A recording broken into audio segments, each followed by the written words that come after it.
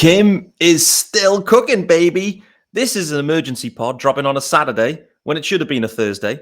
But I was at a concert drinking beers. It was not the time for an emergency pod. So treat this as an emergency. Yuli Gurriel, José Iglesias signed minor league deals with the Marlins. Yes, sir. I had concerns about the depth.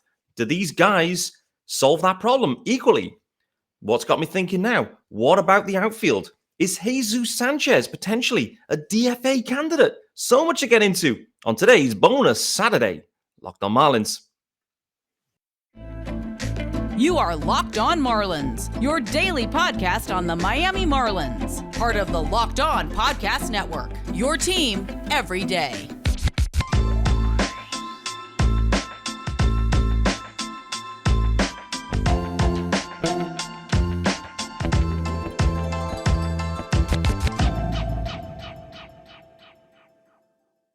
Greetings from England. Welcome to Locked On Marlins. This is your daily Marlins podcast. I'm your host, Peter Pratt.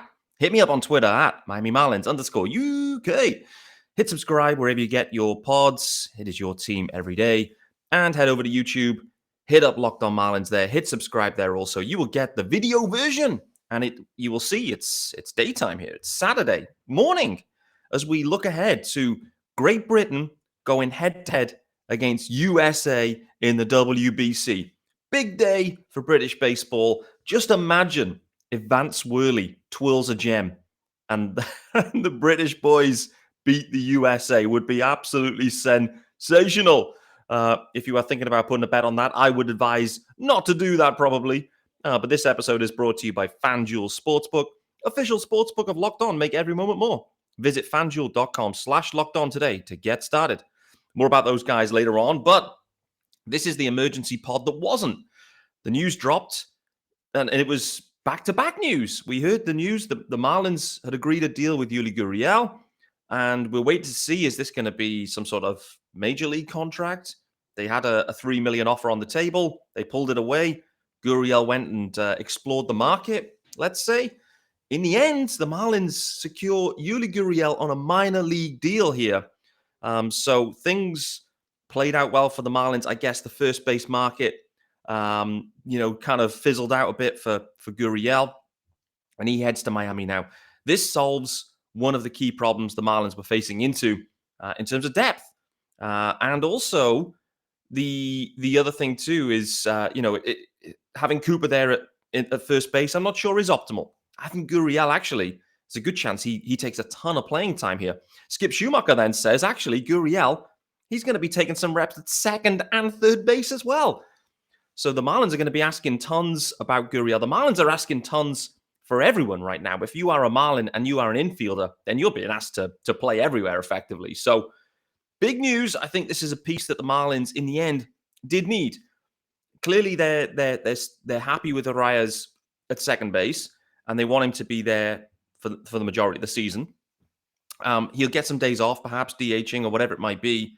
He has to be in the lineup, every day. He's going to be so important to this Marlins offense, really, just to kind of jumpstart things at the top, no doubt. So Arias' stick has to be in there. But they go and get Gurriel. And Gurriel's profile, I mean, he was the batting champ in 2021. He had a bit of a down year offensively in 22. But the Marlins have got the 21 and 22 AL batting champs here going on. And I think Gurriel's going to make this roster. I think he's going to be on the roster opening day. The Marlins were kind of trying to work out, can Groshans go over there? Really what the Marlins are saying here, in my opinion, with this Gurriel move is, we're not going to take some flyers on some guys that we're not sure. Gurriel, we know he can hit. We know he can defend. He's been around for years. It's a proven commodity. Let's get Gurriel in there. And I think he's going to be taking plenty of first base reps, to be honest with you. The interesting bit here now is, and this goes back to the point you made earlier about Jorge Soler, the expectation Jorge Soler could be the everyday DH. That isn't what we're seeing in spring. We haven't seen that at all. We're seeing Jazz in center every time that Jazz is playing. So Jazz is locked in there. We're seeing Avisale, obviously. We're seeing Jorge Soler moving around the outfield, and we're seeing Brian De La Cruz. Jesus Sanchez, at this point, there's a possibility he may all of a sudden become the odd man out. I don't know. I'm very intrigued to see the way they play this. Are they going to go 5 outfielders on the roster? which would then be Jesus, De La Cruz, Avi, Soler, and Jazz?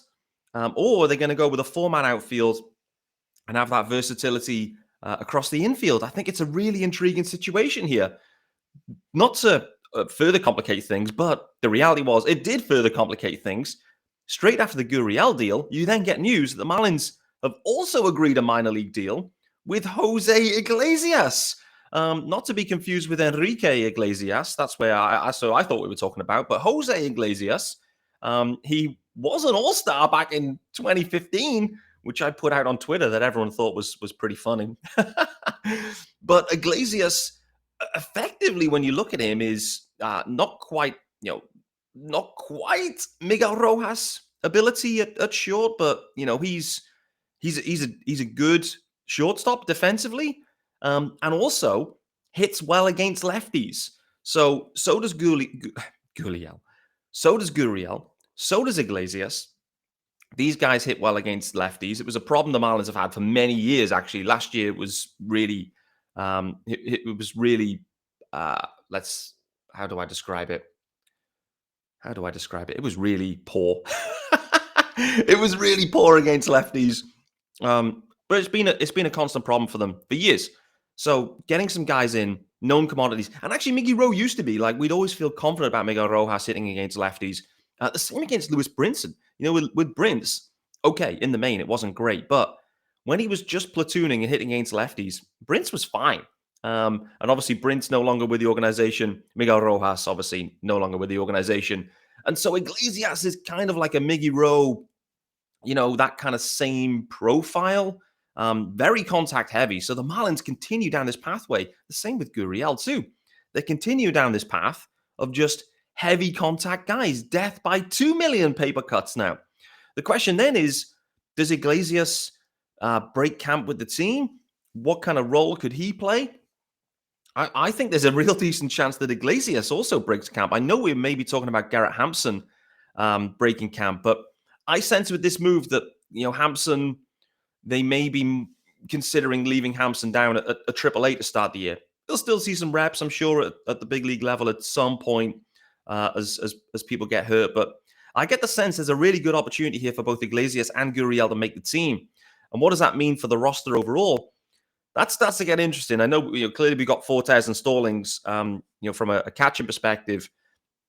If they then do go with a 4-man bench, which we expect them to, you've then got only 3 spots available. John Birdie's absolutely on the roster, so there's only 2 spots available. And does that all of a sudden become Birdie, Iglesias, and Gurriel? And does that leave Jesus Sanchez or Brian De La Cruz squeezed off this roster? I think it is a really interesting situation here. The way Skip was talking about Brian De La Cruz coming into spring was that he was really bought into him. He's actually hitting pretty well in spring. Hit a home run last night against the Nats. So Brian De La Cruz is doing everything in his power. I'm kind of looking at Jesus Sanchez thinking it was a really poor 22. It was a really poor 22. They burned his final minor league option year for whatever reason. They've done that. There's no roster flexibility here with Jesus Sanchez. I mean, the other thing you could look at is, do the Marlins look to try and accelerate some trade discussions around Jesus Sanchez? Because, frankly, the way this roster is shaping up, firstly, Jesus Sanchez doesn't fit the profile of what the Marlins are seeking right now, clearly. The contact element for Jesus is a concern, has been a concern, will continue to be a concern. There is the power there in the stick, as we know. But I do wonder if the Marlins have really cooled on Jesus Sanchez. By all accounts, he's come in and his mentality has been right through spring. He's trying to win a job. I think it's something really that we should all be keeping an eye on here. I don't think it's a lock that Jesus Sanchez makes this roster. If he doesn't, it's a DFA, or they look for a trade partner in the pretty much near term. So really interesting one to keep our eyes on. Let's get into our good friends over at Built Bar to get get these ads started. Can't even speak here now on a Saturday morning. And if you're looking for a delicious treat, but you don't want all the fat and calories, then you've got to try those Builts.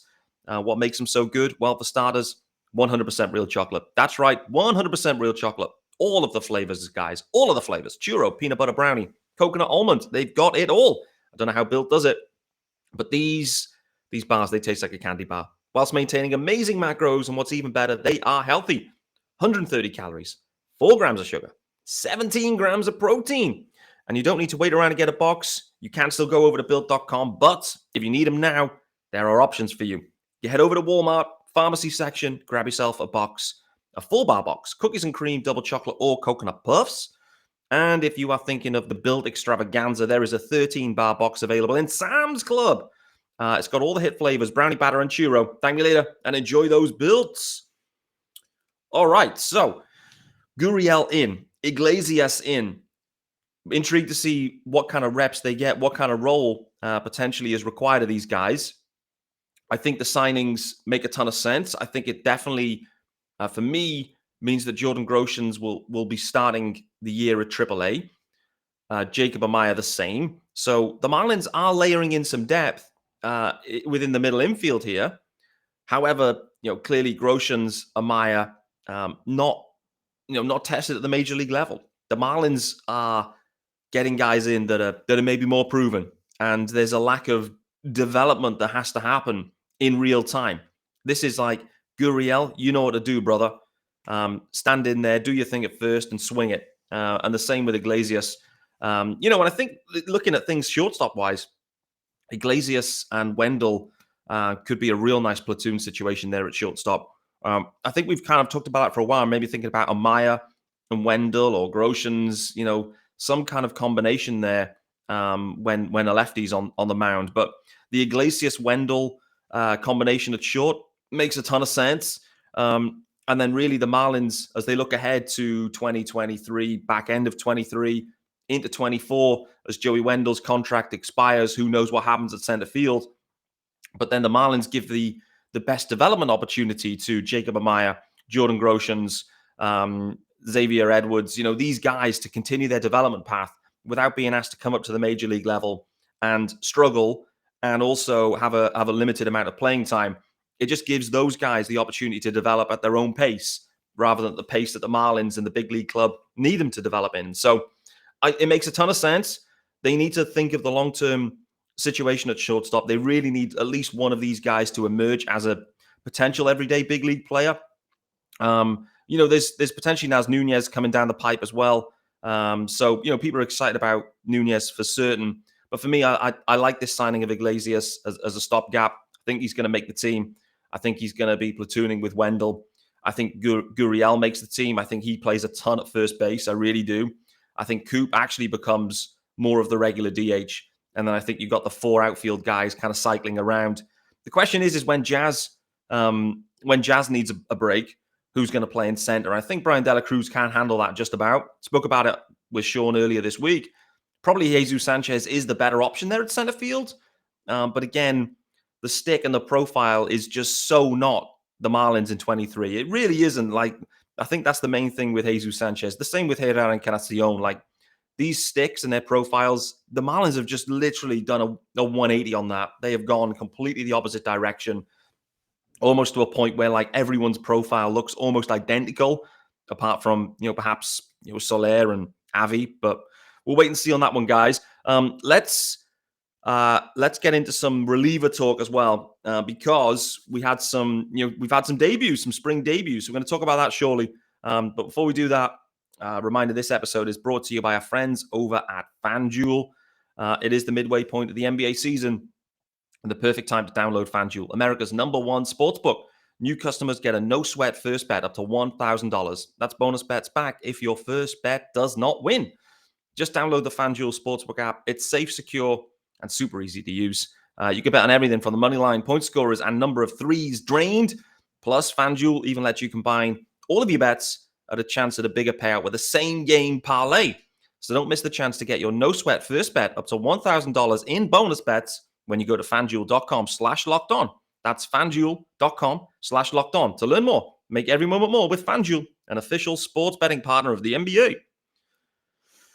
Okay, so I talked about it as well earlier this week. I was feeling nervous about the pen. We hadn't seen Puck. We hadn't seen Tanner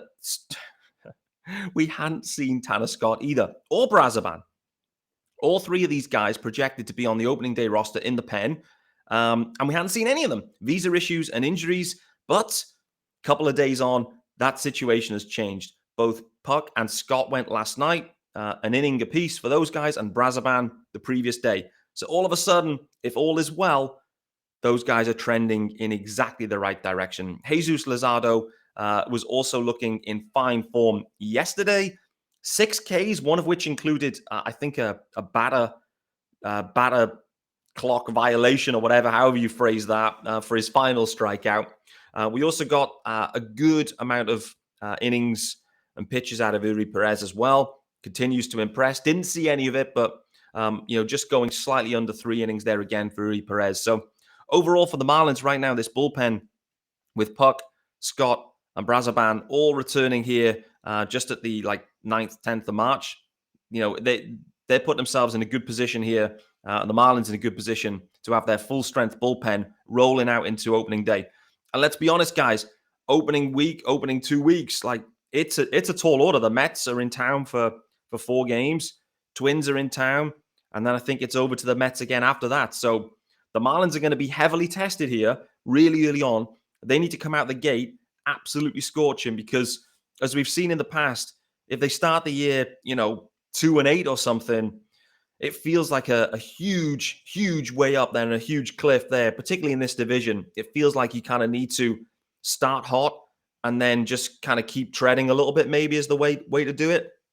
I don't think this Marlins team and offense really has the firepower to kind of blast teams out there, but we'll wait and see. I think this is the really intriguing thing about the way this Marlins roster is being constructed, what Kim and Skip are doing within the limitations from a budget perspective that they have. They have a profile that they like. They're going down that path. The bullpen looks different. It feels very different. The offense feels very different. The starting pitching doesn't feel different, but there was nothing wrong with the starting pitching. The only difference is Pablo out and Cueto in. Cueto has obviously been a little bit slow in spring, but it's only spring. But overall, if you kind of, drop and substitute Pablo for Cueto, and then you've got the health from the guys, bullpen looking strong, offense looking different, Jazz out in center. That seems to be settling in as well, I must say, just to kind of finish up on this one. Jazz in center, it definitely has started to, in the first game or two, there was the wild throw, there was the misstep and whatever, et cetera, et cetera. There's going to be those growing pains with Jazz. He's going to be completely fine in center field overall. It's just going to be a learning curve for him. And we've started to see that in recent games too. The errors or the issues just aren't really as obvious or happening now, which is good. Maybe he isn't being tested as much. I don't know. But at the same time, Jazz quietly going about his business as quietly as Jazz can. Hitting 300 in spring, OPS nearly, 900 while learning center field. This just is a tip of the cap, really, or what's the right word? I can't think of the right word, but this just shows from Jazz just how good he is, where he's there working hard in center field, working hard to make it happen, concentrating a bunch, while still, he wants to hit as well, right? And he's trying to keep himself healthy. But for him to be, putting up the numbers that he is in spring whilst learning the position, I think we shouldn't underestimate that for certain. So overall, guys, a week ago, I said I was deeply concerned about the depth of this Marlins roster. And they've gone away and added 2 proven major league guys, Gurriel and Iglesias, nice additions. The knock-on effect is going to be very interesting in terms of the roster construction. And it is possible that either or both of these guys don't make the team out of opening day, and then that kind of solves some of the headaches. But if indeed these guys have been signed with the expectation of making the opening day roster, then pretty much that kind of closes out your bench. You've got Birdie and Fortes with Iglesias and Gurriel, and that's your bench. That means there's no spot for one of those outfielders. De La Cruz does have a minor league option, but with his stick and the way he played last year, I feel like it'd be a little bit unfair to De La Cruz to be optioning him. I'd say more likely the odd man out based on the profile, the history, is Jesus Sanchez. What the Marlins do in that situation, I am very, very intrigued. Overall, depth added. It's Saturday. Britain taking on US of A. Looking forward to this one, guys. I'll be back on Monday, carrying on the conversation here around the Marlins as we get deeper into spring and deeper into the WBC. I'll see you then.